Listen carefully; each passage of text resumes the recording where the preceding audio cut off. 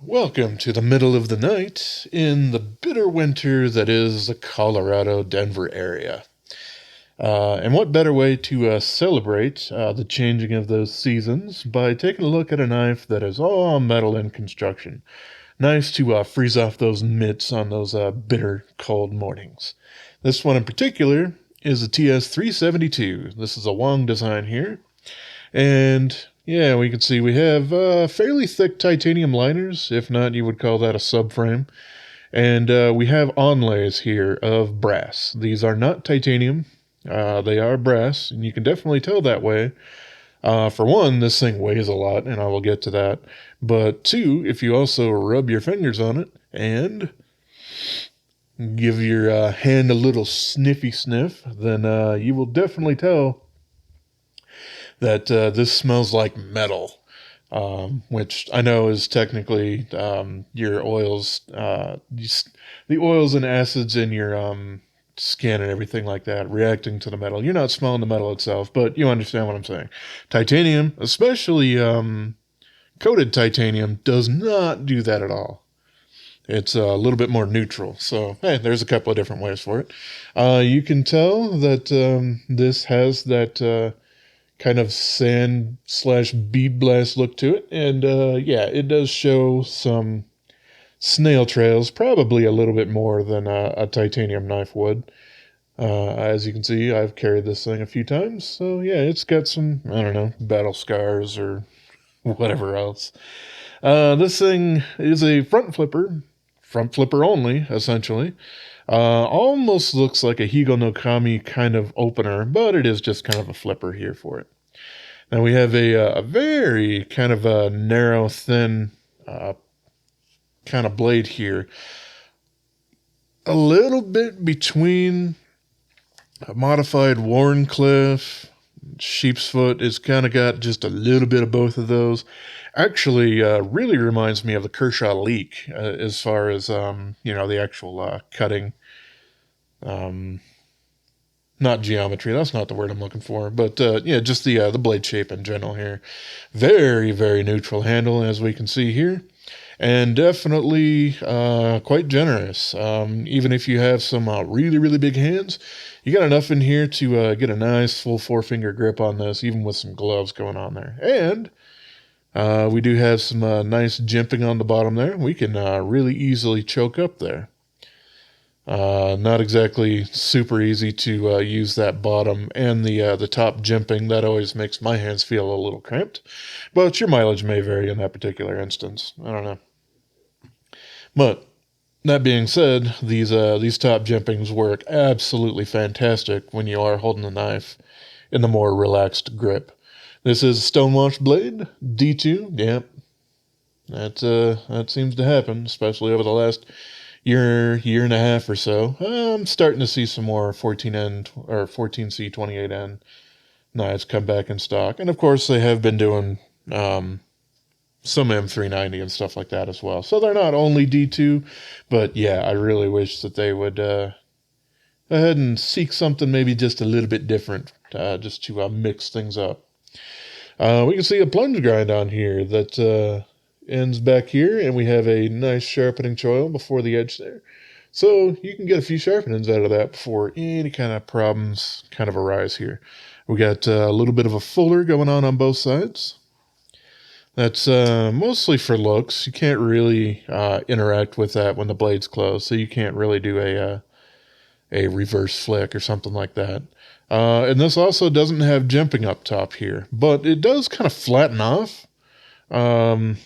And with its stone washing and everything like that, I really haven't had any problems deploying this whatsoever. But maybe if your hands are a little moist from, I don't know, sweat or something like that, it might prove to be a little bit more difficult for you, though. This thing really screams to me like a slim tactical style knife, and a lot of that probably has to do with the modified Warncliffe blade shape there. We have quite a bit of it that's dropped or clipped out, if you will, and that really makes that tip be really, really nice and pointy or stabby, whatever you want to say. But it's also quite well reinforced going on here, so it's not going to be super, super dainty. The one thing that would keep me from wanting to probably use this in a lot of tactical situations is I don't have like a guard or a flipper or anything like that. So it is possible that if you are stabbing, your hand could run up there if it didn't penetrate the way that you thought it would. I don't know, maybe you're doing something ridiculous like trying to stab through a ceramic flak jacket or something like that, then that's probably not going to work. This thing doesn't really have much in the way of lock bar access, unfortunately. It's got the scallops there. We don't really have texturing going on them either. So that's probably going to annoy some folks out there. I generally don't have any problems folding this guy up, at least with my hands as they are now. If they are in gloves, though, this does prove to be just a little bit more difficult to end up doing. But like the Kershaw Leek, this thing really does have a lot of a good EDC sort of things going on here. The blade stock thickness on this guy is actually probably a little bit larger than I think would probably be necessary at 3.8 millimeters, which kind of makes me think it has a little bit more tactical kind of things in mind with it, just having that extra stability from a thicker blade stock. And of course, the original Leeks without the powder metallurgy or whatever, or hollow ground, whereas this one is not hollow ground. It's flat grind, a little bit of a saber sort of thing going on there. All right, let's get on to the weight here. This thing, 5.44 ounces, or 154 grams. That's a heck of a lot for this kind of size of knife here. And I do think that these brass onlays really add up to a lot of that. We do have some weight relieving going on the titanium on the inside. We'll see that a little bit later when I actually take this guy apart. But yeah, I guess let's keep going on with some stats here. We got a 3.62 inch blade, basically from the end of that scale there out to the tip, or 91.8 millimeters. So definitely a full-size knife. And we have 0.64 of an inch going on for the handle thickness here, or 16.3 millimeters. So a little thick. Sorry if the sound changed a little bit. Looks like the heater kicked on. It is in the 30s Fahrenheit here, so a little chilly. The pocket clip on this guy, it's not stupendous, but certainly it serves its purpose rather well. We have a nice, what do we got here? Kind of a little slant going on for the ramp on it. It is fairly thick. The pocket clip is, so it has quite a stiff feel to it, but it's not all that bad going in and out of the pocket, especially if you actually do hit that ramp rather than trying to clip it kind of going the other way. Maybe in that way, it's a little bit more difficult to go in on your left side than it would be on your right.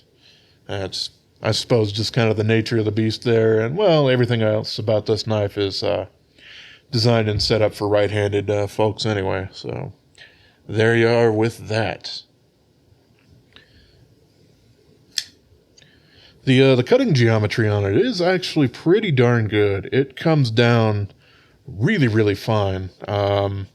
It's going to look like I have a bit of a shoulder on here, and I do, but that is also because I did bring up the angle of the secondary bevel there to 17 degrees. But as it was probably closer to about 20 or 21. And it did come down to a really, really thin point, which is pretty darn great, especially when you have that kind of thickness going on in the blade there. We don't really have a swedge or anything like that to help you with any binding sort of thing, but this knife is also fairly short instead of tall, I guess, not lengthwise. So that doesn't really present itself all that much, especially if you're doing a lot of the slicing using the top portion of it there. I really do like this thing. I mean, there's not a whole lot going on to it, but I really do like the looks of it. The brass is something kind of neat, and yeah, it has gotten its fair share of some snail trails and stuff like that, but it hasn't really started to patina much. There's a little bit kind of going on right over here. I'm not sure if the camera will end up picking that up all that well, because it's fairly subtle so far. Certainly something that the bead blast will end up doing for you. If you just have a polished thing, they do patina and then corrode a little too fast for my particular tastes, from at least carrying an old Zippo around with it made out of that material. But all right, how about if we do some blade comparisons here? I will pull out a couple of Benchmades that I have. So we got the bug out and the 940. Yeah, all right.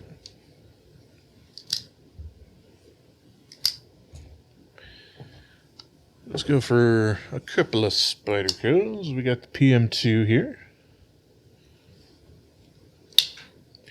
And the Endura 4. Yeah. Kind of right in between those.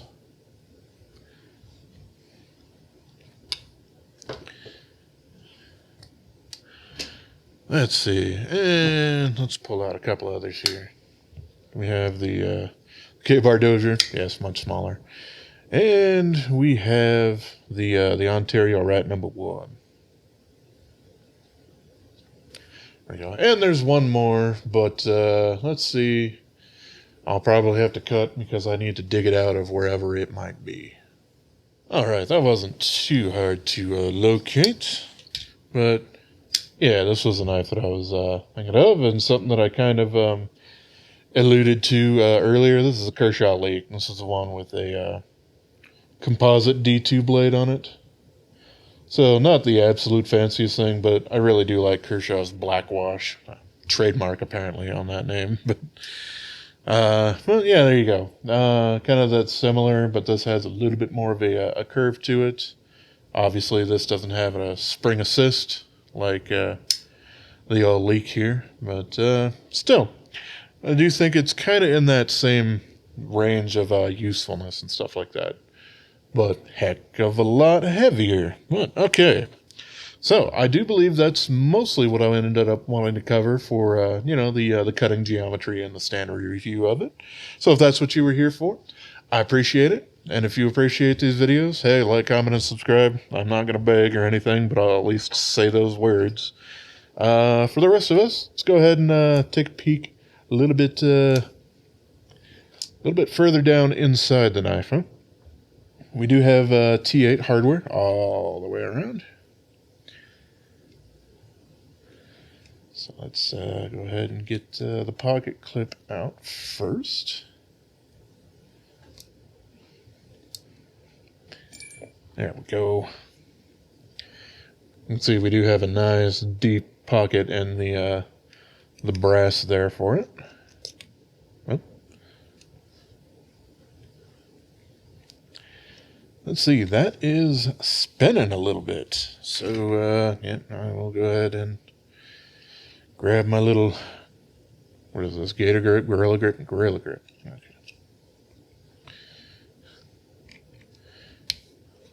There we go.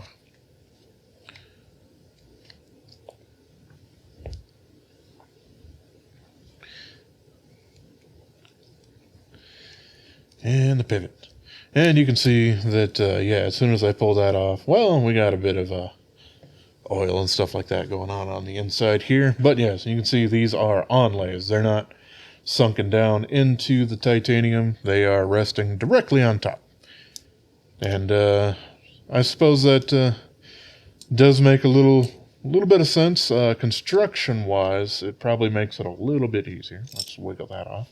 There we go. Because we do have some weight relieving measures going on the inside. Kind of surprised that they didn't do it all the way through, but I do suppose they would have some holes coming out on the other side here. But There we go. Inside, we got their standard ceramic bearings and their nylon cages. We got the words are eluding me. The hardened steel insert there. This one does not act as a blade stop, but the brass does. So there you go. Still, unless you're taking it apart and doing some really weird, crazy tweaking kind of things to it, you're not going to blow out the spring and the frame on this guy here. But yeah, that's about everything that I think really needs to be covered on the inside. As you can see from the oil that had already seeped here, I do already have this thing oiled up quite nicely, so I don't really feel the need to put any more on once it's basically been nice and established the way that it is. Let's see, something that I didn't mention earlier. This one does not have a blade ramp or a detent ramp.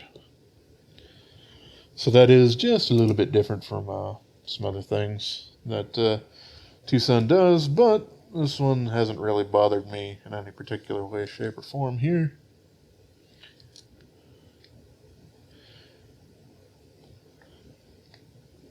Something doesn't quite feel right with me putting this back in here. There we go. It would help if I actually had the onlay kind of set up in the correct way. Alright, there's that top one. That one doesn't particularly rotate on me, but this one seems to a little bit, as you saw when I was taking it apart. And it's doing the same thing here, on the opposite direction. There we go. Didn't really take much to get that the rest of the way there. And I'm going to throw that screw across my mat.